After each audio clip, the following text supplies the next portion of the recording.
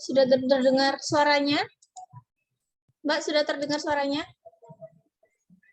Belum, Bu. Sudah. Belum. Belum. Belum, Bu.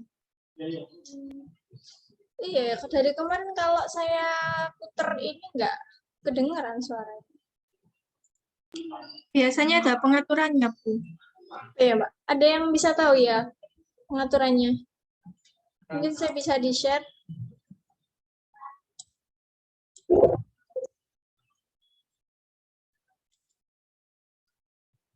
Oh ya, caranya gimana ya? Ada yang tahu? Mungkin saya bisa di-share caranya untuk membuat ada suaranya ini loh, share screen-nya.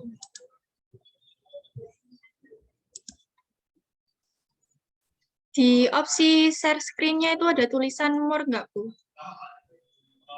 sebentar. Di share screen ini ada advanced sharing option. Sama More ada nggak, Bu? apa? More. More. Ada. Sebentar. Ini hanya ada 3 saja sih pilihannya. One participant, multiple participant, kemudian advanced sharing option. Gitu aja.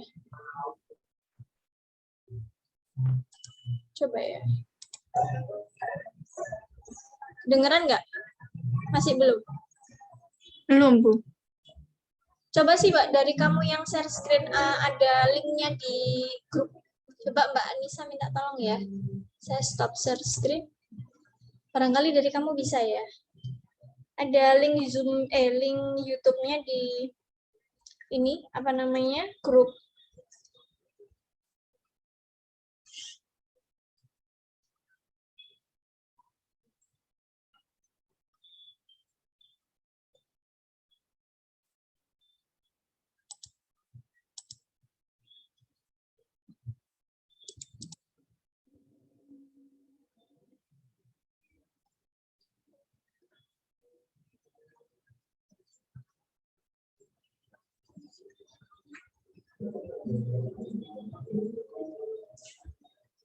Assalamualaikum warahmatullahi wabarakatuh. Perkenalkan, Sudah ada suaranya, Bu. Sudah Mbak, dilanjutkan. saya dari kelompok 4 akan mempresentasikan tentang pengendalian kerahasiaan dan privasi. Sebelum itu, saya berterima kasih kepada Bu Dwi Rahayu selaku dosen pengampu mata kuliah Sistem Informasi Akuntansi dan Manajemen. Adapun nama saya Lulu Zakia, NIM 2020103000055.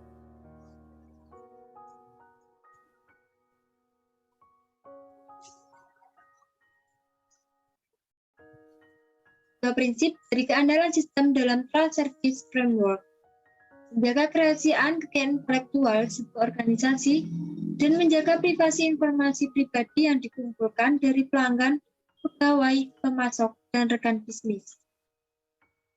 Menjaga kerahasiaan. Organisasi memiliki informasi sensitif yang tak terhitung, termasuk rencana strategis, rahasia dagang, informasi biaya, dokumen legal, dan peningkatan proses. Kekayaan intelektual penting untuk keunggulan kompetitif dan kesuksesan jangka panjang organisasi.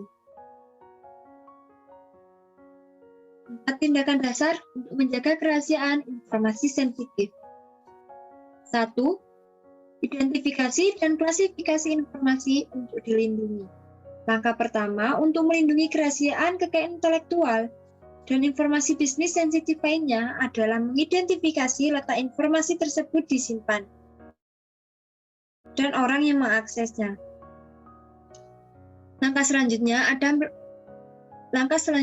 adalah mengklasifikasikan informasi untuk organisasi berdasarkan nilainya.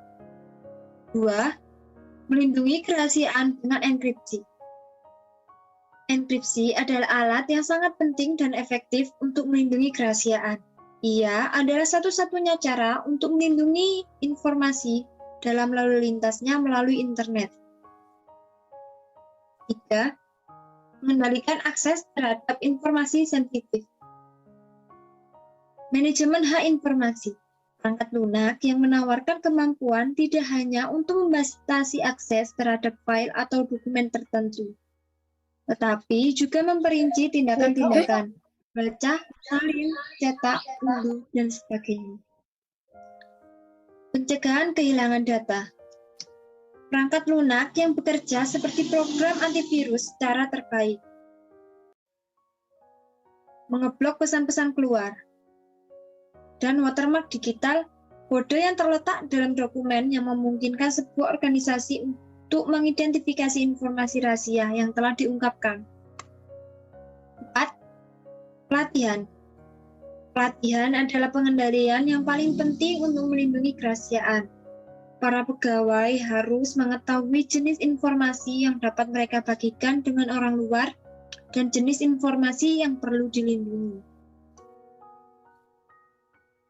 Privasi.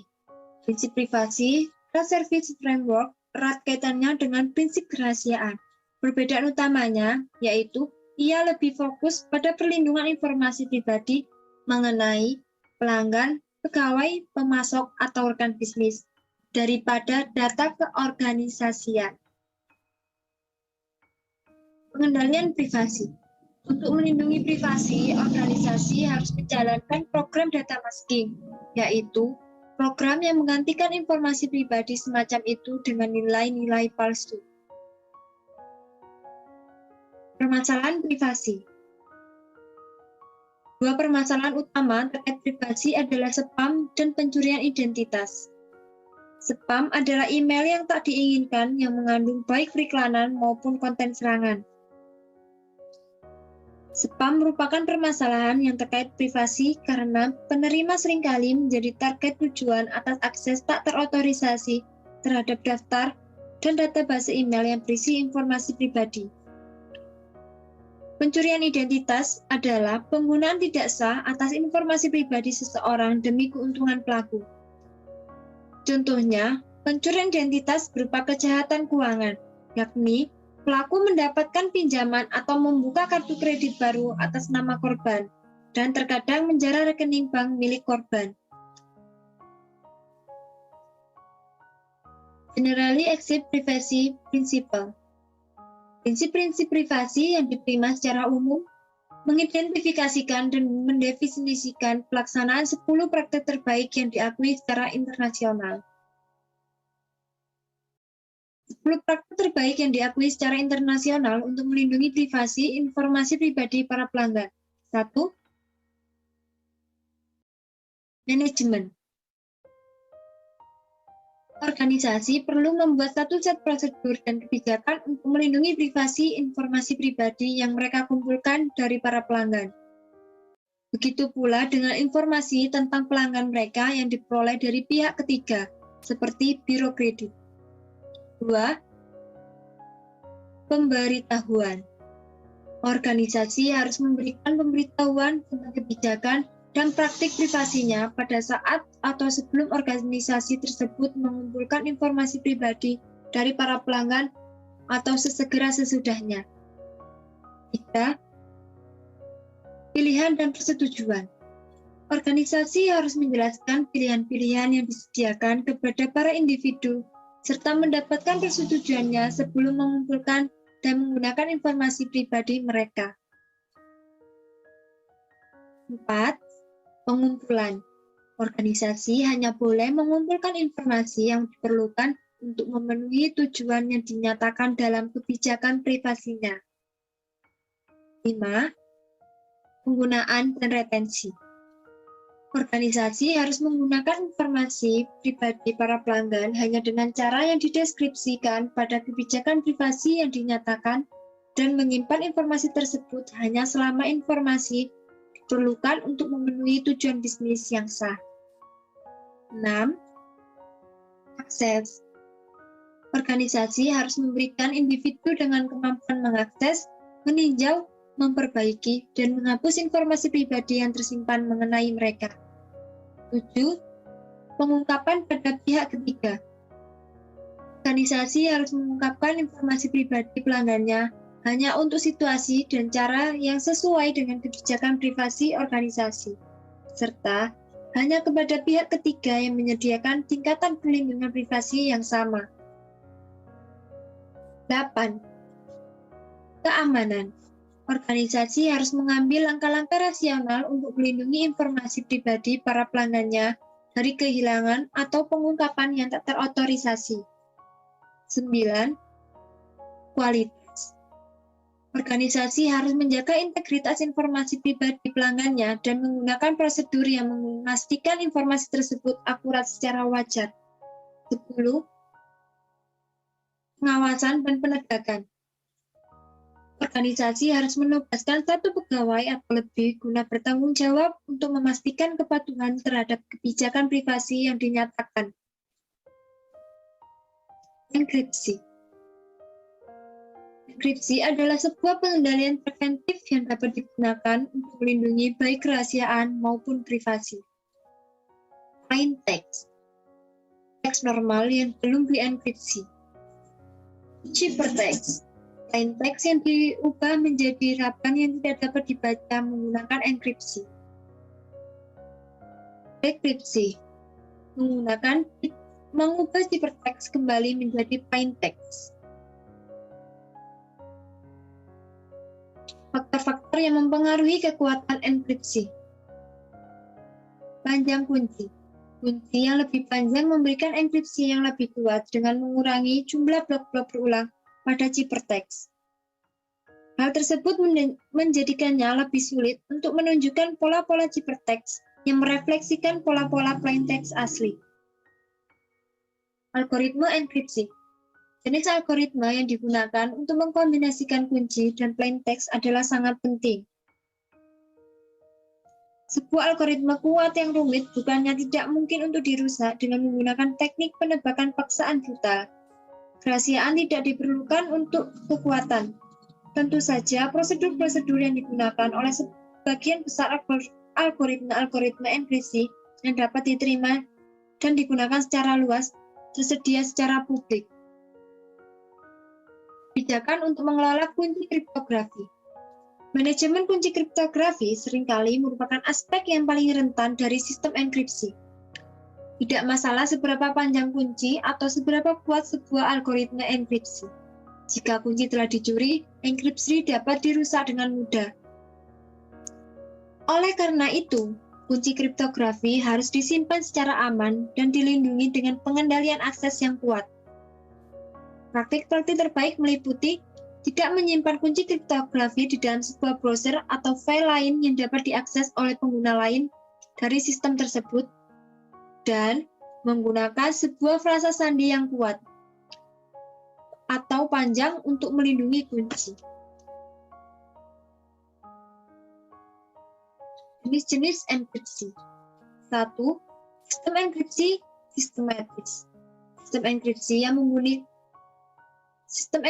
yang menggunakan kunci yang sama untuk mengenkripsi dan mendekripsi. 2. Sistem enkripsi asimetris. Sistem enkripsi yang menggunakan dua kunci, satu publik, lainnya privat. Keduanya dapat mengenkripsi, tetapi hanya kunci pencocokan lainnya yang dapat mengenkripsi. 3. Kunci publik. Salah satu kunci yang digunakan dalam sistem enkripsi asimetris. Kunci ini didistribusikan secara luas dan tersedia bagi siapapun. 4. Kunci privat. Salah satu kunci yang digunakan pada sistem enkripsi asimetris.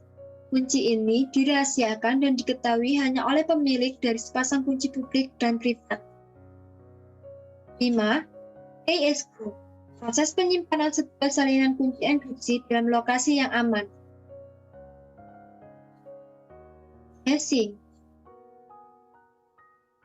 Hashing adalah mengubah plain text panjang apapun dalam sebuah kode singkat yang disebut hash. Hash, plain text yang telah diubah menjadi kode singkat. Tanda tangan digital.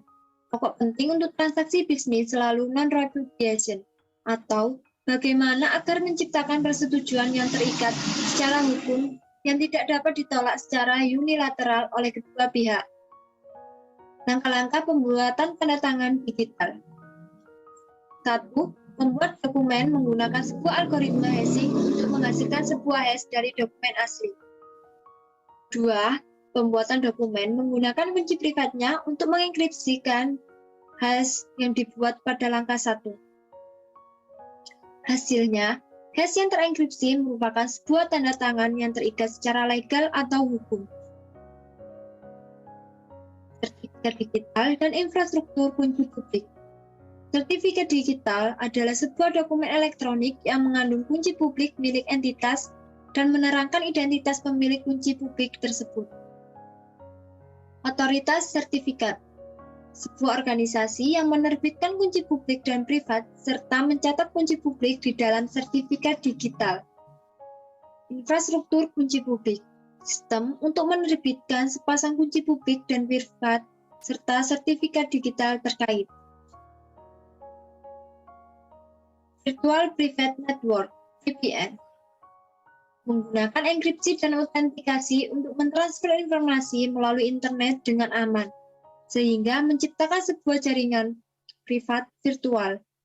Terdapat 2 jenis dasar VPN, yaitu browser, mengenkripsi lalu lintas dengan SSL, protokol yang menghasilkan simbol kunci familiar kapanpun Anda terlibat dalam kegiatan belanja atau perbankan online. Jenis lainnya adalah IPsec, sebuah versi dari protokol IP yang memasukkan enkripsi dalam proses penciptaan paket IP.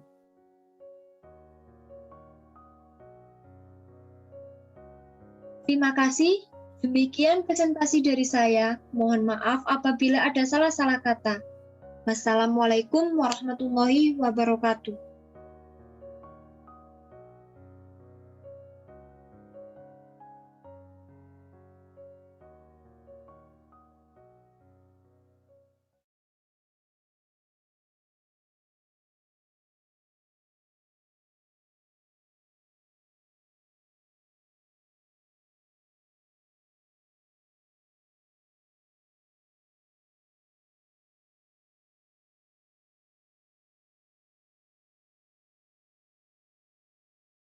Unmute ya. Oke, terima kasih atas penjelasannya. Ini memang 1 orang saja ya?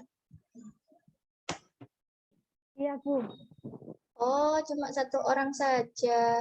Kalau 1 orang saja nanti jangan 5 pertanyaan ya, 1 sesinya mungkin 3 saja. Sesi pertama, yang kedua juga 3. Jadi teman-teman juga bisa bantu karena ini sendirian. Jadi nanti pada saat di sesi forum diskusi di e-learning-nya, teman-teman bisa membantu menjawab atau misalnya mengkoreksi. Jadi karena sendirian, teman-teman bisa membantu ya untuk menjawab beberapa pertanyaan dari teman-teman. Oke, saya akan sedikit membahas apa yang disampaikan oleh Mbak Lulu Zakia. Saya rasa untuk PowerPoint-nya sudah sangat bagus ya, karena tidak terlalu banyak teks-teks gitu ya, biasanya kan kayak teks Word yang pindah ke PPT, padahal PPT kan lebih ke PowerPoint-nya. Jadi saya rasa effortnya lumayan bagus, tidak terlalu banyak. Oke, dan saya rasa ini teman-teman juga tidak terlalu banyak ini ya, materi yang wasting ya, semuanya sesuai poinnya.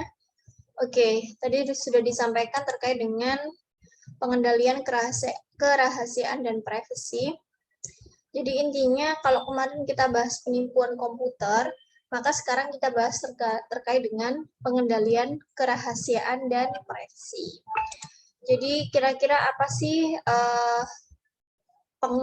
pengendalian kerahasiaan dan privasi itu? Jadi intinya untuk menjaga kerahasiaan, kekayaan intelektual sebuah organisasi dan menjaga privasi informasi pribadi yang dikumpulkan dari pelanggan, pegawai, pemasok, dan rekan bisnis. Nah, jangan sampai informasi yang ada di dalam sistem kita, termasuk yang paling rentan adalah informasi terkait dengan pelanggan, pemasok, dan rekan bisnis. Ini biasanya sangat secret sekali ya.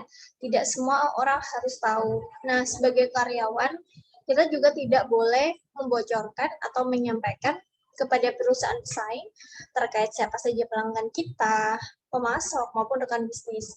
Jadi, ada nih misalnya mungkin pernah terjadi ya. Jadi mengirim salah seorang pegawai terbaiknya untuk masuk di perusahaan pesaing hanya untuk ingin melihat informasi ini. Ada loh yang perusahaan sampai senekat itu ya untuk mencari pelanggan, pemasok, dan rekan bisnis. Nah, kita mungkin pertama, kedua itu mungkin tidak akan terlihat ya, tidak akan ketahuan. Tapi yang namanya kita sudah melakukan kontrak dan lain-lain, otomatis sangat berbahaya jika membocorkan data perusahaan gitu ya. Kemudian yang kedua, kalau misalnya di perusahaan arsitektur itu biasanya desain ya. Desain itu jangan sampai keluar dari perusahaan karena biasanya kalau di arsitektur itu pasti akan bersaing untuk memenangkan tender mana nih desain yang istilahnya diminati oleh para investor atau misalnya pemakainya seperti itu. Jadi informasi-informasi tersebut itu sangat rentan ya gitu. Dan kalaupun kalian memiliki usaha itu walaupun kalian terlalu baik ya, tapi jangan sampai yang namanya resep, kemudian customer kalian, dan rekan bisnis itu kalian ceritakan kepada pihak luar, seperti itu. Ya mungkin ada kata-kata bahwa kita tidak bisa meniru rezeki orang lain ya, tapi kan kalau dia misalnya melakukan pendaftaran hak kekayaan intelektual dulu, berarti itu bisa dijadikan haknya dia gitu, kita nggak bisa produksi lagi. Contoh ya, resep jamu sido muncul seperti itu. Ketika jamu sido muncul itu misalnya menjual kepada orang lain resep tersebut, maka dan itu didaftarkan di HKI-nya didaftarkan, patentnya didaftarkan, maka si produsen itu tidak berhak lagi bukan produsen ya, yang punya resep itu sangat dilarang untuk memproduksi resep tersebut karena resep tersebut sudah dijual. Jadi fungsinya untuk menjaga kerahasiaan ini adalah tetap menjaga keamanan dan kerahasiaan atau privasi, baik itu dari segi mungkin dari resep perusahaannya kalau dia manufaktur ya, kemudian informasi pelanggan dan juga rekan bisnis. Nah, di sini juga disampaikan organisasi memiliki informasi yang sensitif ya. Kemudian ada rencana strategis, rahasia dagang, informasi biaya, dokumen legal, dan peningkatan proses. Nah, seperti ini ya, kalian mungkin pernah lihat ya bahwa ada beberapa desain handphone seperti Samsung itu meniru desain dari produk iPhone, tapi secara kualitas mereka tidak bisa lihat. Meskipun secara tampilan mungkin mirip. Nah, itu pentingnya menjaga kerahasiaan. Biar siapapun meniru produk kita, mereka tidak tahu apa yang istimewa dari produk kita. Nah, itu yang membuat Apple sampai saat ini itu tidak jatuh ya, entah itu dari segi handphone maupun dari segi laptop dan produk-produk lain yang ada di Apple seperti itu. Jadi rencana strategis itu jangan sampai bocor meskipun secara tampilan sama. Kemudian rahasia dagang ini juga jangan sampai bocor ya, karena memang kita mau punya rekan bisnis itu ya nggak boleh kalian misalnya cerita antar teman pun seharusnya tidak boleh ya. Yang bukan konsumsi publik tolong jangan diceritakan kepada pihak luar. Kemudian informasi biaya. Nah, itu juga jangan sampai karena kalian seorang accounting ya. Jadi biaya apapun yang dikeluarkan perusahaan itu menjadi secret kita. Ketika keluar dari kantor, maka kalian menjadi diri kalian sendiri. Ketika masuk kantor, menjadi karyawan. Tapi untuk kerahasiaan ini dimanapun kalian berada, usahakan jangan diceritakan ke siapapun. Terutama kepada pihak lain yang mungkin ingin mendapatkan keuntungan dari informasi tersebut. Kemudian dokumen legal. Nah, setiap produk yang kita keluarkan itu pasti harus apa? Harus halal, misalnya mau makanan. Harus ada pendaftaran ke produk tersebut ke ini ya, hak kekayaan kekayaan intelektualnya itu harus didaftarkan ya. BP POM-nya dan lain-lain. Dokumen-dokumen yang terkait produk tersebut itu harus dilengkapi sebelum produk itu keluar untuk pasarkan. Kemudian peningkatan proses atau rencana jangka panjang produk kita juga harus di secret, nggak boleh diceritakan ke siapa.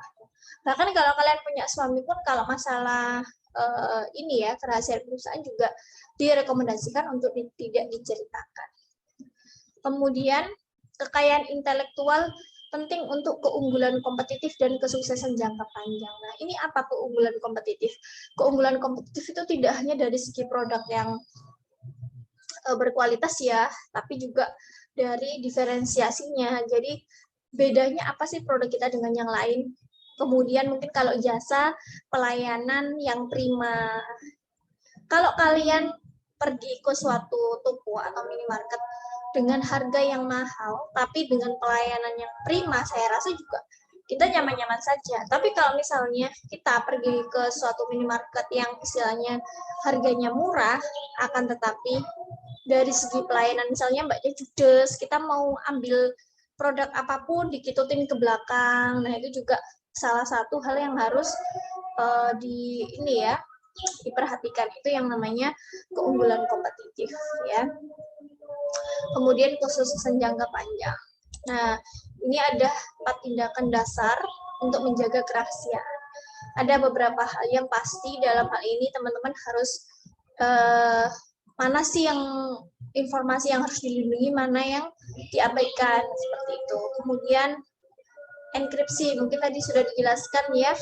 Nah, contoh enkripsi ya seperti PIN ATM kita, atau misalnya kalau kalian di perusahaan ada file Excel ataupun file apapun, itu biasanya di password dengan tujuan nanti siapapun yang akses itu, kalau dia tidak punya kepentingan, dia tidak bisa akses karena sudah ada enkripsi gitu ya. Kemudian mengendalikan akses terhadap informasi sensitif. Jadi meskipun misalnya seluruh informasi atau data itu bisa diakses perusahaan, tapi harus dibatasi siapa saja yang berhak akses, siapa saja yang tidak berhak akses. Contoh data keuangan, bolehkah buruh pabrik akses laporan keuangan? Tentu saja tidak boleh karena itu bukan kapasitasnya. Jadi harus ada batasan dalam izin akses datanya. Kemudian pelatihan ya, jangan sampai orang-orang yang tertentu itu tidak paham terkait sistem kita seperti itu. Soalnya adalah privacy, ada pengendalian privacy, pengendalian kok ini sama ini permasalahan privacy dan generally accepted privacy principle GAP. Kalau saya rasa GAPP ini ya, bukan GAPP ya, harusnya ini P ya. Presentasi ya, mungkin nanti diganti. Oke. Ini untuk privasi organisasi harus menjalankan program data masking, yaitu yang menggantikan informasi pribadi semacam itu dengan nilai-nilai palsu. Kemudian permasalahan privasi, ada spam, pencurian identitas. Nah, ini juga banyak ya. Kemudian di sini ada GAPP, ini terkait dengan 10 praktik terbaik yang diakui secara internasional terkait dengan privacy ya. Oke. 10 praktik terbaik yang diakui secara internasional untuk melindungi privasi informasi pribadi para pelanggan. Yang pertama adalah manajemen.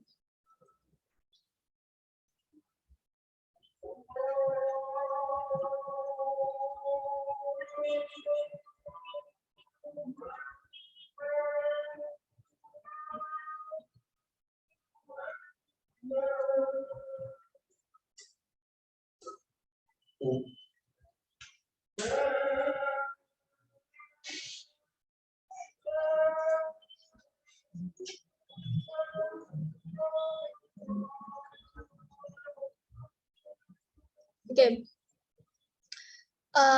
Ini ya 10 praktik terbaik yang diakui secara internasional untuk melindungi privasi. Ada manajemen, ada pemberitahuan. Nah, Sejauh yang saya tahu bahwa ada beberapa perusahaan yang memang melakukan aturan-aturan tertentu ya terkait dengan privasi mereka, terkait juga memberikan sanksi bagi siapapun yang menyampaikan ide bisnis atau keadaan perusahaan kepada perusahaan lain seperti itu. Seperti contohnya jangan sampai keadaan perusahaan ini sepenuhnya diketahui oleh para investor ya. Kalau misalnya keadaannya pas baik, oke. Tapi kalau keadaannya mungkin pas jelek, nah itu juga berpengaruh terhadap saham ini nanti akan dijual lagi nggak? Atau misalnya ditarik kembali, nah itu juga sangat berbahaya. Nah di sini kalau manajemen ini, organisasi perlu membuat satu set prosedur dan kebijakan. Jadi ini harus sangat sekali diterapkan ya terkait dengan prosedur privasinya. Kemudian diberitahu kepada para pelanggan atau segera sesudahnya ini ya. Jadi kalau misalnya kita mendapatkan data dari pelanggan, itu jangan sampai data itu disebarluaskan ya, karena memang biasanya kan terkait dengan NPWP, terus kemudian KTP dan lain-lain ya pada saat melakukan transaksi. Kemudian harus ada pilihan terkait dengan persetujuan. Jadi kira-kira boleh nggak data itu diambil seperti itu. Kemudian di sini ada pengumpulan, hanya mengumpulkan informasi tertentu untuk memenuhi tujuan bagi perusahaan. Tidak boleh mendapatkan informasi yang lebih dan tidak penting bagi perusahaan. Kemudian adanya retensi ya di sini. Jadi organisasi itu ini ya harus menggunakan informasi pribadi para pelanggan hanya dengan cara yang dideskripsi. Gitu ya. Jadi kalau data-data yang pelanggan yang sudah tidak dipakai maka harus segera dihapus. Kemudian akses, jadi tidak semua orang itu bisa mengakses atau memperbaiki atau misalnya merubah tanpa adanya izin ya. Kemudian ada pengungkapan kepada pihak ketiga. Nah di sini informasi pribadi pelanggannya hanya untuk di situasi dan cara yang sesuai ya. Maksudnya kebijakan privasi organisasi serta hanya kepada pihak ketiga yang menyediakan tingkatan perlindungan privasi yang sama. Jadi harus ada pengungkapan terhadap pihak ketiga terhadap penyimpanan atau pengungkapan informasi secara pribadi. Oke, ini keamanan, kualitas, dan juga pengawasan penegakan. Jadi kalau keamanan itu organisasi harus mengambil langkah-langkah rasional dan memang harus itu ya terproteksi dengan baik untuk keamanannya. Dan untuk kualitas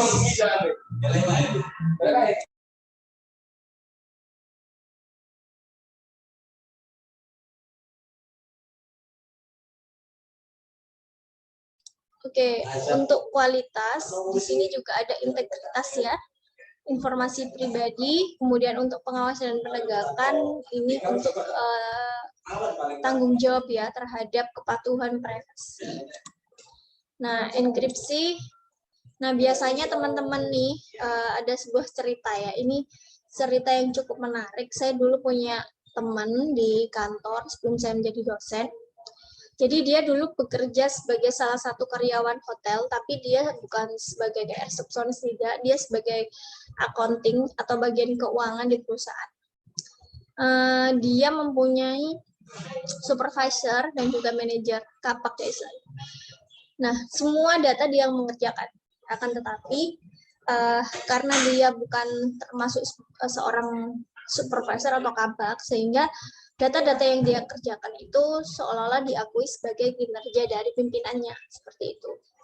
Padahal dia seluruhnya yang mengerjakan, mulai dari laporan booking dari hotel, kemudian laporan diskonnya seperti apa, kemudian pendapatan dari restoran hotelnya seperti apa, dia semuanya yang mengerjakan. Bahkan dia itu juga masing-masing menu itu dia melakukan apa ya, misalnya menu nasi goreng, dia itu harus bisa mendeskripsikan untuk pembuatan nasi goreng itu butuh biaya berapa, kemudian harus dijual berapa.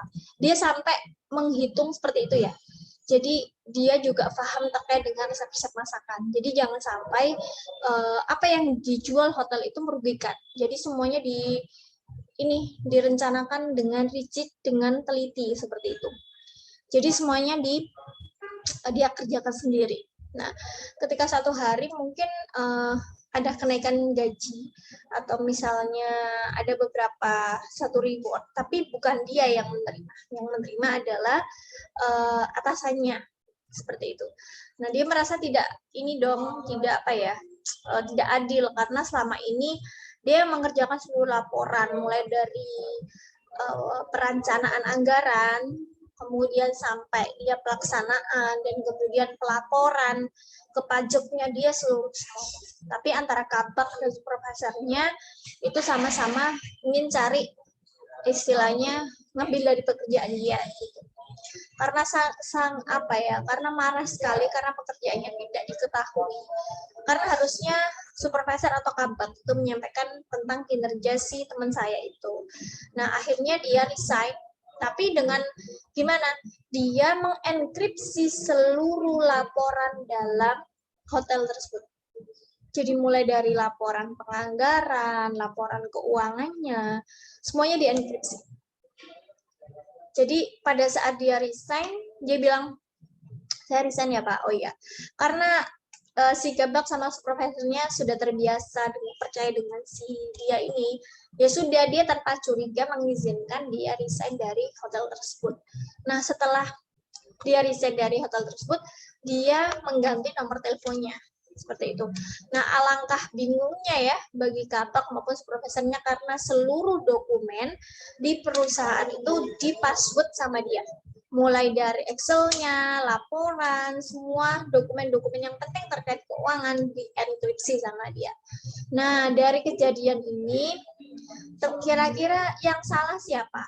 Teman saya yang mantan accounting-nya atau dari pihak manajemen puncak, manajemennya?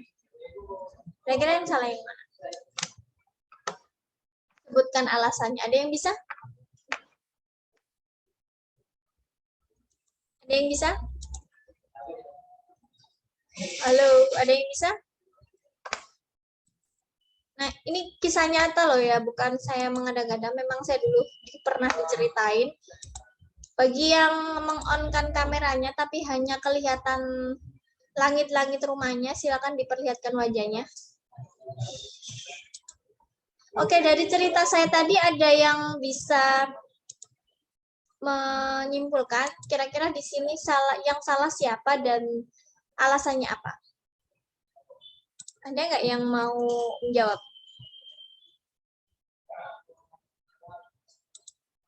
Mbak Silvi mungkin, Mbak Silvi Ainun? Gimana Mbak, dari cerita saya tadi siapa yang kira-kira salah Mbak? Mbak Silvi? Iya, Bu. Ya, yang salah siapa Mbak? Yang istilahnya bermasalah di sini siapa yang akhirnya menyebabkan data seluruh hotel tidak bisa diakses? Kira-kira salahnya siapa?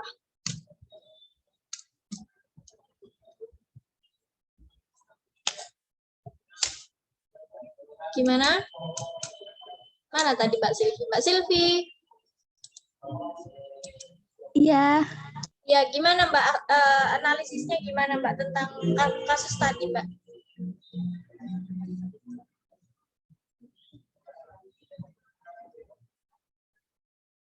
Halo? Mana ini? Mbak Silvi?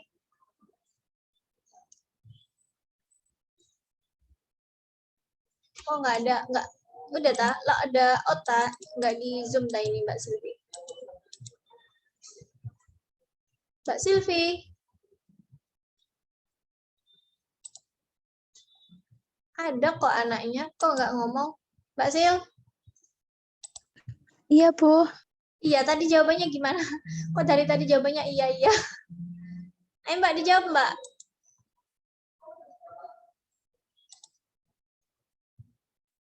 Mbak? Nggak usah cari di Google, langsung ngomong aja. Lihatin mukanya. Silakan dijawab, Mbak.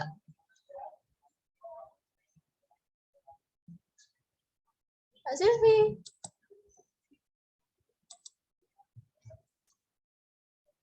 Mbak Sil. Hei, mukanya dilihatkan salah nggak apa-apa kok. Dijawab, jangan cari di Google, disimpulkan sendiri saja. Kira-kira siapa yang salah tadi? Mbak Sil. Ayo.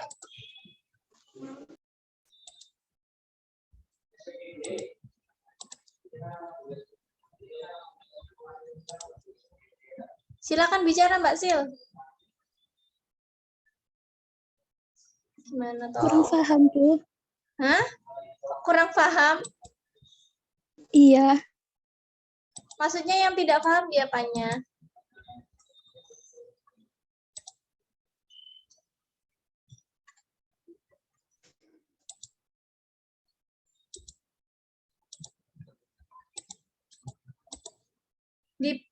Kan tadi saya cerita nih. Nah, kalau pasti dengarkan pasti paham ya tadi mana yang melakukan penutupan enkripsi, siapa yang enkripsi itu cara Jawa password gitu. Itu password masih bahasa Inggris ya. Kunci wes ya gitu loh. Tadi sudah saya ceritakan loh, masa kurang paham? Tidak pahamnya di mana? Oke, ada yang bisa bantu? Kira-kira analisisnya gimana?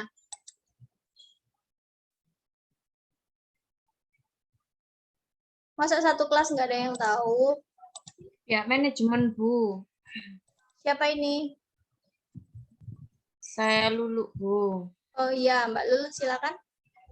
Pihak manajemen, Bu. Seharusnya kan pihak manajemen melakukan untuk jabatannya itu kan harus melakukan tugasnya, Bu. Tugasnya masing-masing. Jadi nggak semua harus dilakukan sama accounting. Ya mungkin beberapa pekerjaan memang dilakukan accounting, tapi alangkah baiknya untuk si manajemennya itu si siapa Kabak sama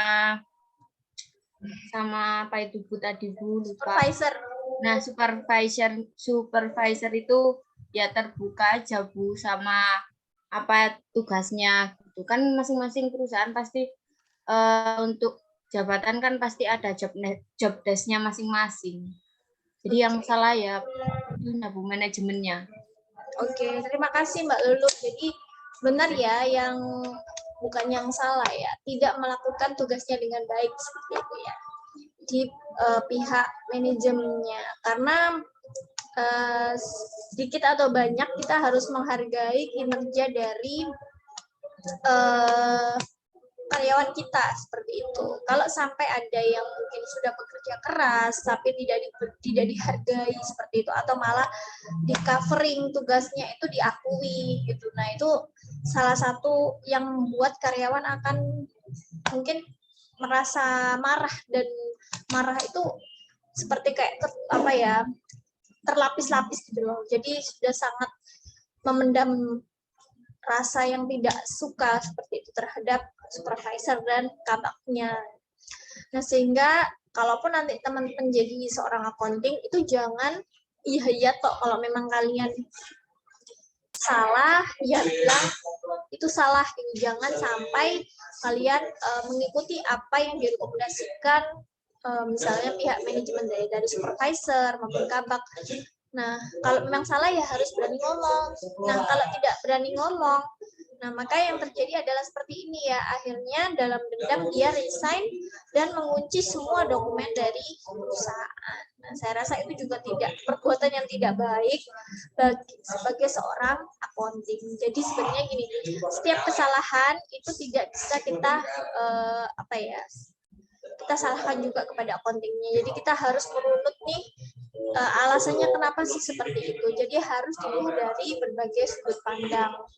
Kira-kira apa sih yang menyebabkan si accounting melakukan penyalahgunaan itu atau melakukan pembalasan dendam. padahal itu akan merugikan dari pihak perusahaan dan karir dari antara supervisor dan juga si kapaknya. Dia sampai cari-cari alamat dari teman saya itu ya. Tapi nggak bisa tahu ya, karena waktu itu memang nomornya juga diganti dan lain-lain seperti itu. Jadi saya rasa harus diperhatikan bahwa kita juga punya ini ya, hak untuk melakukan protes ya, bahwa semua kerjaan kita ini harus berani ngomong ke pihak yang lebih atas, mungkin ke manajer seperti itu, bahwa selama ini yang kita sudah mengerjakan seperti itu. Tapi jangan sampai tersulut untuk emosi, karena dalam suatu perusahaan itu ketika kita misalnya menangis atau emosi, maka ada peran jadi kayak wah itu kok mentalnya nggak bagus gitu ya. Jadi seperti itu. Jadi harus menghadapi permasalahan dengan baik dan benar dalam suatu perusahaan. Itu ya yang terkait kunci ya, enkripsi. Nah, ini tadi sudah dijelaskan. Nah, jangan sampai terlalu rumit kuncinya, akhirnya lupa, itu juga salah ya. Jadi, meskipun kuncinya itu ingin yang ribet, yang rumit, tapi jangan lupakan kunci itu, nanti nggak bisa buka ya. Jadi, sebisa mungkin enkripsi atau kuncinya jangan terlalu rumit, mudah diingat, tapi juga nggak terlalu gampang untuk ditiru orang atau diprediksi orang gitu ya. Ini sudah dijelaskan ya sama Mbak Lulu tadi. Nah ini hashing ya. Nah ini bisa juga ya, jadi dia merubah plain text yang panjang itu bisa dipendekkan, jadi tidak tertebak sama orang lain. Kemudian tanda tangan digital ini sudah banyak dipakai. Sekarang yang lagi hits itu tanda tangan barcode ya. Jadi hanya scan barcode itu sudah oke, sah gitu ya. Jadi kalau sekarang kan pandemi, jadi mengurangi interaksi dengan orang lain gitu. Sehingga sekarang sudah pakai barcode. Oke, ini ada sertifikat digital, otoritas sertifikat, dan infrastruktur kunci publik. Oke, mungkin itu yang bisa saya ulas dari PowerPoint-nya dari Mbak Lulu ya, dan apa yang disampaikan tadi.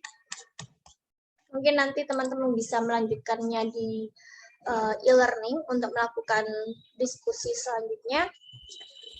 Mohon maaf tadi agak molor sekali karena tadi pagi e-learning sempat error sampai jam 9-an kalau nggak salah. Sehingga saya baru mulai setelah kelas jam pertama selesai, saya baru bisa masuk di jam yang kedua seperti itu. Oke, mungkin untuk minggu, jadi teman-teman jangan tanya ya, intinya kalau misalnya hari Senin kita Zoom, berarti di pertemuan kedua dalam minggu ini berarti nanti adalah e-learning gitu ya. Jadi sudah paham, minggu depan tinggal menyiapkan materinya berupa link YouTube dan PPT-nya. Dengan tujuan apa? Ketika teman-teman salah satu anggota kelompok berhalangan hadir, itu tetap mendapatkan nilai keaktifan dari presentasi. Oke, mungkin itu yang bisa saya sampaikan. Semoga bermanfaat. Jangan lupa dibaca bukunya. Saya akhiri. Wassalamualaikum warahmatullahi wabarakatuh. Waalaikumsalam warahmatullahi wabarakatuh. Oke. Silakan, Liv.